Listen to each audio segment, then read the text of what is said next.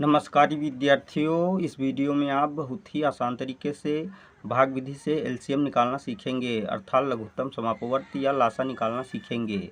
तो विद्यार्थियों, यहाँ पर एलसीएम का सवाल दिया हुआ है। इस सवाल में हमें संख्या 18, 24 व 56 का भाग विधि से एलसीएम निकालना है, तो निकाल लेते हैं। तो इन तीनों संख्याओं का भाग विधि से एलसीएम निकालने के लिए सबसे पहले हम इन तीनों संख्याओं को सबसे छोटी अभाज्य संख्या अर्थात संख्या 2 से भाग देते हैं। तो यहाँ पर हम संख्या 2 लिख लेते हैं। संख्या 2 से संख्या 18 में जब भाग देते हैं तो भागफल 9 प्राप्त हो जाता है, तो यहाँ पर संख्या 9 लिख लेते हैं। संख्या 24 में जब 2 से भाग देते हैं तो संख्या 12 प्राप्त हो जाती है, तथा संख्या 56 में जब 2 से भाग देते हैं तो संख्या 28 प्राप्त हो जाती है। अब हम पुनः इन तीनों संख्याओं को 2 से भाग देते हैं, तो संख्या 9 में 2 से पूरा भाग नहीं जाता है, क्योंकि संख्या 9 एक विषम संख्या है। तो संख्या 9 को ऐसे ही उतार लेते हैं। संख्या 12 में जब 2 से भाग देते हैं तो भागफल 6 प्राप्त हो जाता है, और संख्या 28 में जब 2 से भाग देते हैं तो भागफल 14 प्राप्त हो जाता है। अब हम पुनः 2 से भाग देते हैं, तो संख्या 9 को ऐसे ही उतार लेते हैं। संख्या 6 में जब 2 से भाग देते हैं तो भागफल 3 प्राप्त हो जाता है, और संख्या 14 में जब 2 से भाग देते हैं तो भागफल 7 प्राप्त हो जाता है।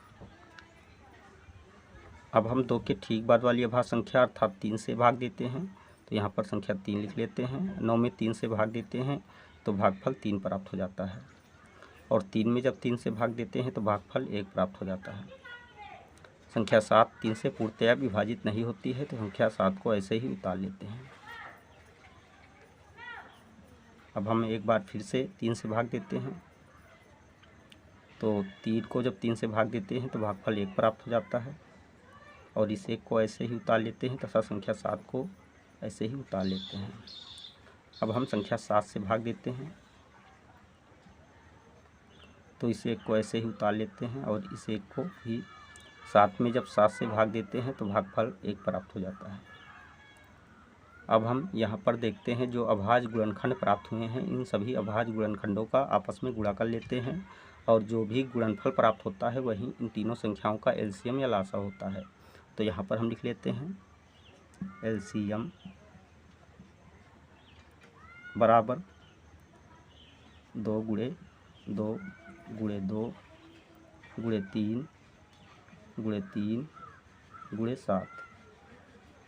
अब हम यहाँ पर लिख लेते हैं एलसीएम बराबर 2 दूना 4 दूनी 8 तिरिक 24। यहाँ पर लिख लेते हैं 24 गुणे 3 सत्ते 21। यहाँ पर लिख लेते हैं 21। अगले स्टेप में एलसीएम बराबर 24 का जब 21 से गुणा करते हैं तो यहाँ पर गुणनफल 504 प्राप्त हो जाता है, तो यहाँ पर संख्या 504 लिख लेते हैं। तो विद्यार्थियों, इस प्रकार इन तीनों संख्याओं का एलसीएम यहाँ पर 504 निकल कर आया।